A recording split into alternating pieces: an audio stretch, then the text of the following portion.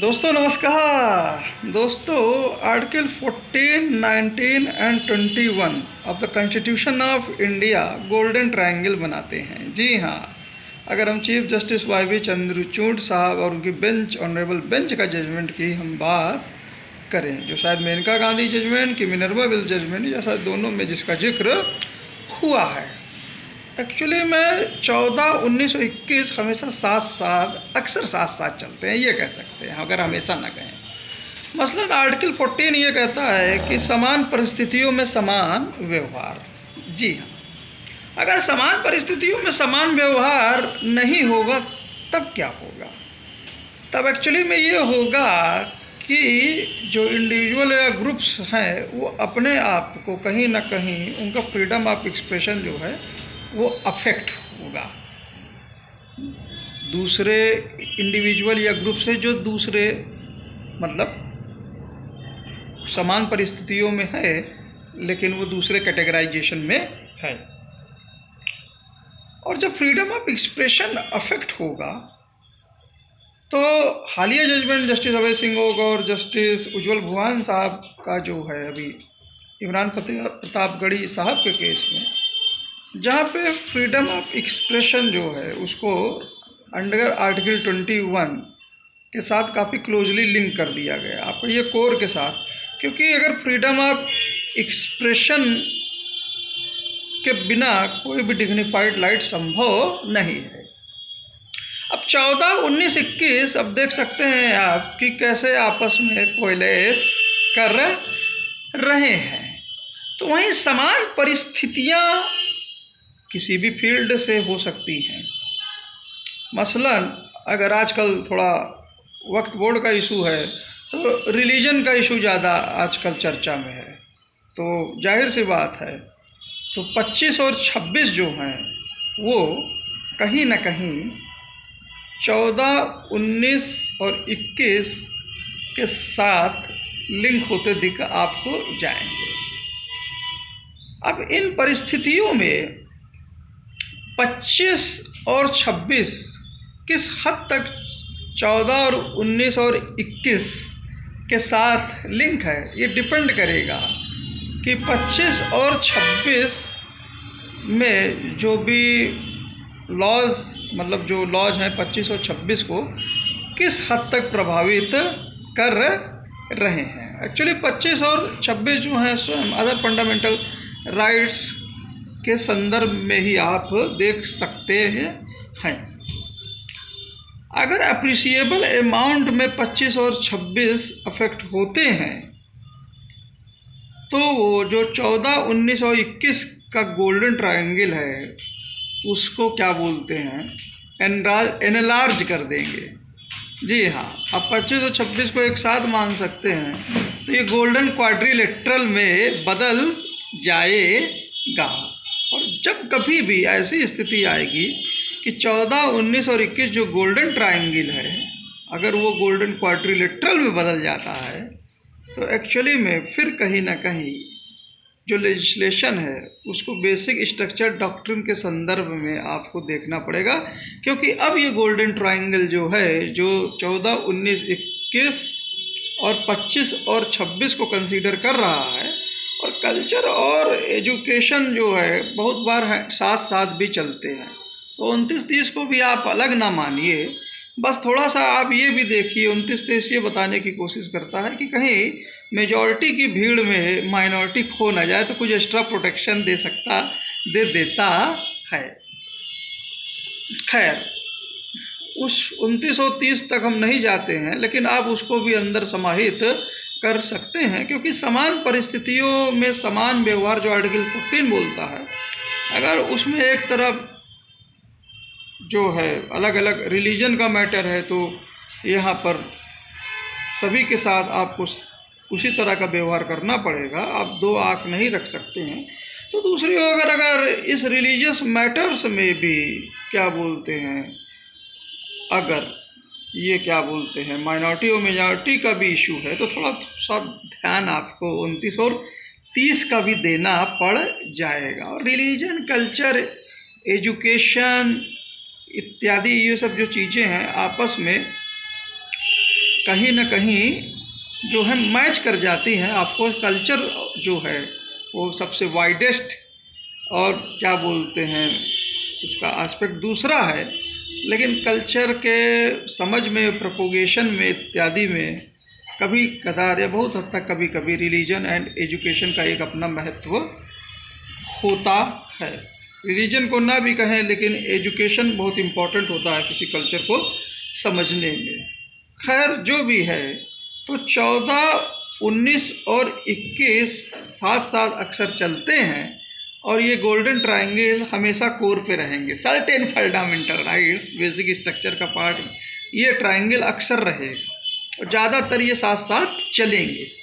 तो वहीं 25, 26, 29 और 30 जब भी मामला कल्चर, रिलीजन से और उनसे शिक्षा, एजुकेशन इत्यादि से, उनके मैटर से रिलेटेड हो जाएगा, जैसे जिन परिस्थितियों की बात कर रहे हैं, अगर इससे रिलेशन में हो जाएगा तो ये सब मिल के चौथा आर्म बना देंगे, जिसको हम कह सकते हैं गोल्डन क्वाड्रिलेटरल। लेकिन ये तभी बनाएंगे जब लेजिस्लेशन जो है, जो प्रपोज लेजिस्लेशन या पास लेजिस्लेशन जो है, वो सिग्निफिकेंट वे में जो है 25-26 को अफेक्ट कर रहा है। ऑफकोर्स माइंड में 29 और 30 माइनॉरिटीज के लिए कुछ प्रोटेक्शन जरूर प्रोवाइड करेगा।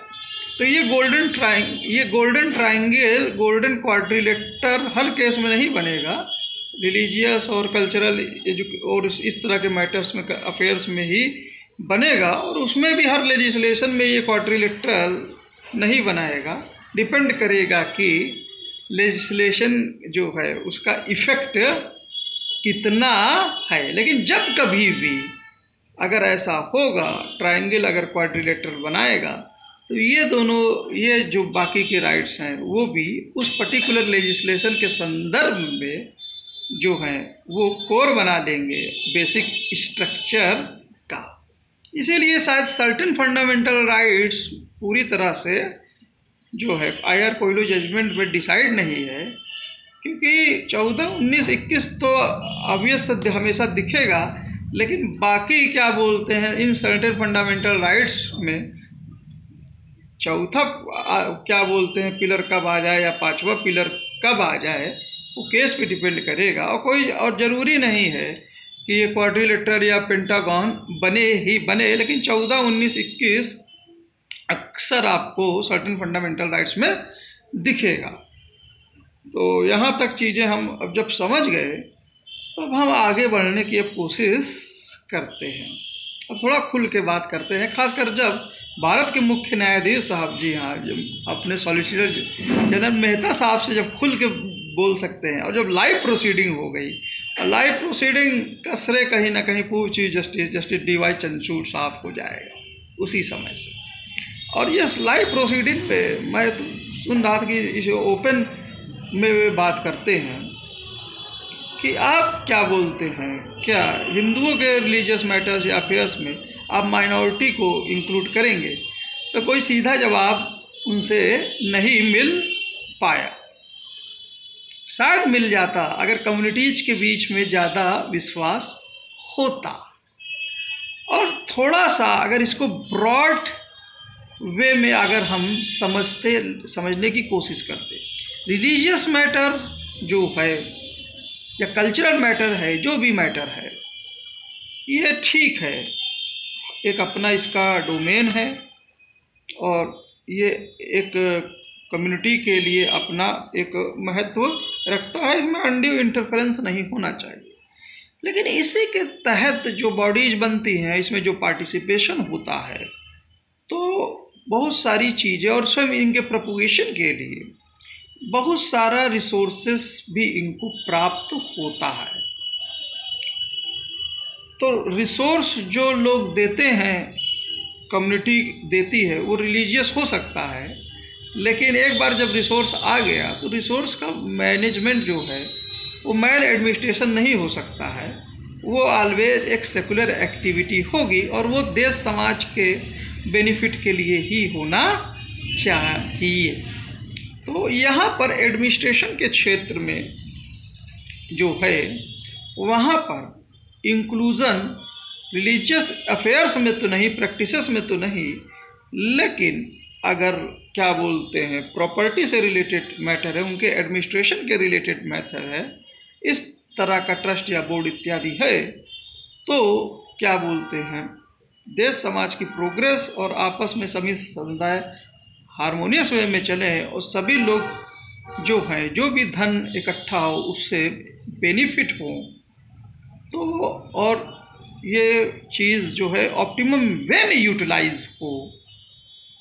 ऑफ कोर्स यहाँ पर भी जिस कम्युनिटी से रिलेटेड जहाँ ज़्यादा पैसा इत्यादि आया है, तो ऑफ कोर्स वहाँ पर उन पे ज़्यादा खर्चा इत्यादि और सब कुछ ये सब है, लेकिन कोई भी कम्युनिटी किसी दूसरे कम्युनिटी से पूरे सामाजिक स्तर पे आइसोलेशन में नहीं रहती। हमारी हजारों साल की सभ्यता जो है मिलजुल के फ्रेटर्निटी के माध्यम से हम चलते आए हैं। जैसे कि जस्टिस नरीमन अपने यूट्यूब वीडियो में बड़ी खूबसूरती से समझाते हैं कि फ्रेटर्निटी वो गुण है जो एक दूसरे को, समुदायों को एक दूसरे को समझने में मदद करता है, और एक मतलब जनरल लेवल पे ये नेशनल इंटीग्रिटी को प्रमोट करता है। तो वहीं इंडिविजुअल लेवल पर जब एक दूसरे को हम अच्छे से समझे रहते हैं तो हर एक की डिग्निटी का भी ख्याल रखता है। ये खूबसूरत पहलू है। तो इस संदर्भ में जवाब मेरे अनुसार से कहीं ना कहीं वहाँ छुपा था, लेकिन डिपेंड करता है कि हमारे देश समाज की समझ क्या है और हम किस स्तर पर हैं। जब तक कम्युनिटीज़ के बीच में इस तरह का विश्वास नहीं होगा, इस लेवल की अंडरस्टैंडिंग नहीं होगी, तब तक जब जस्टिस खन्ना साहब ने, चीफ जस्टिस खन्ना साहब ने, और जो माननीय संजय कुमार साहब और के विश्वनाथ साहब भी बेंच में थे, तो उनके द्वारा जो ये प्रश्न पूछा गया तो उसका जवाब जिस बहादुरी से मेहता साहब दे सकते थे, कहीं ना कहीं परिस्थितियां जो चल रही हैं उन परिस्थितियों में शायद बन नहीं रहा था। लेकिन अगर संविधान की समझ हमारे अंदर खूबसूरती इस हायर लेवल की होगी, इतने उच्च अच्छे लेवल की होगी, तो ये जवाब बहुत बेबाकी से दिया जा सकता था। खैर चलिए, मैं इसके माध्यम से किसी भी कोर्ट प्रोसीडिंग इत्यादि को प्रभावित नहीं करना चाहता हूँ, क्योंकि लाइव प्रोसीडिंग है, मटेरियल सबको सामने है, और अगर है तो जाहिर सी बात है इस पर कुछ कमेंट, इसमें कुछ बातें इत्यादि होंगी, कुछ न कुछ व्यूज़ आएंगे, और शायद ट्रांसपेरेंसी के लिए ही नहीं बल्कि क्या बोलते हैं लोगों का क्या व्यू है इत्यादि है लाइव प्रोसीडिंग्स का ये महत्व, और कहीं ना कहीं ये सबसे अच्छा तरीका हो जाता है माननीय कोर्ट का क्या बोलते हैं जनता के प्रति जो जवाबदेही है, और जो प्रोसीडिंग्स कितनी जिम्मेदार वे में चलती है ये सब भी दिखाता है। तो यहाँ पे हम चीज़ें समझने की कोशिश करते हैं, और यहाँ से थोड़ा सा ब्रेवनेस और भी स्टेट की तरफ से आनी चाहिए। जी हाँ, जनता राज्य और उसके इंस्टीट्यूशन, कॉन्स्टिट्यूशनल डेमोक्रेसी जो हमारी है वो एक अहम एक्सप्रेशन है। स्टेट की डिफिनेशन आर्टिकल 12 में है,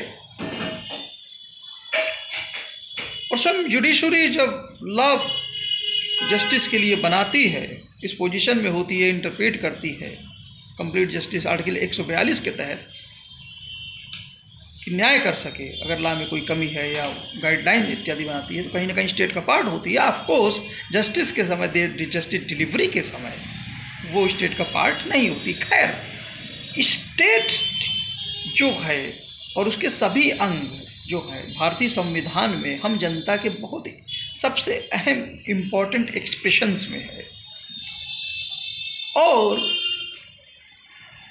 वो बिना रिसोर्स के नहीं चल सकता,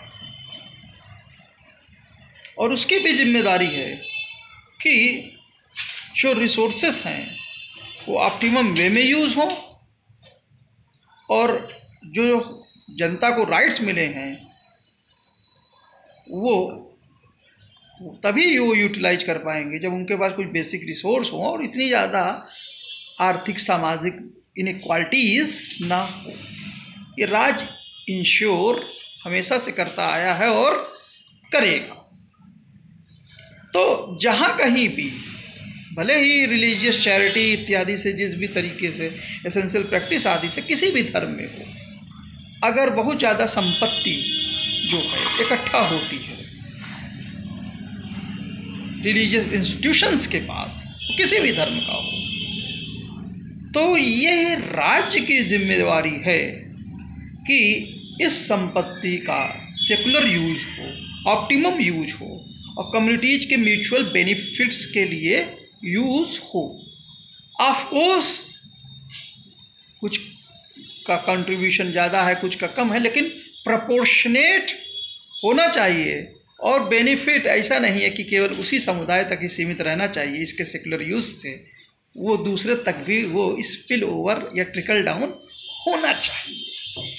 ये स्टेट ब्रेवली से कह सकता है, इसमें कोई दिक्कत नहीं है। और मुझे कपिल सिब्बल साहब की वो ऐतिहासिक बातें जब उन्हें राज्यसभा में धनखड़ साहब के सामने दी कि आप जो हैं सबको बराबरी से देखिए, और अगर स्टेट आगे बढ़ रहा है इस दिशा में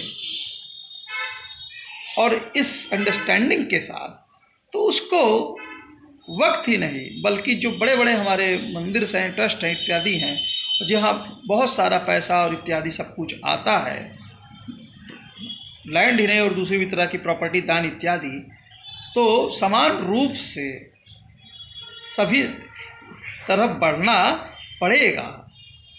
लेकिन ये टेढ़ी कीर है, जब तक कम्युनिटीज के बीच आपस में भाईचारा, विश्वास इत्यादि जब तक ये इस लेवल का नहीं। कल ये सत्य हिंदी में एक इमिनेंट साहब को सुन रहा था, नाम नहीं याद आज तो उसकी बात पर ना, उस लेवल का, और हम चीज़ों को अच्छे से सही पर्सपेक्टिव में ले सकें। दान इत्यादि जो देते हैं, अक्सर भारत की जनता रिलीजियस है, बहुत ज़्यादा रिलीजियस है।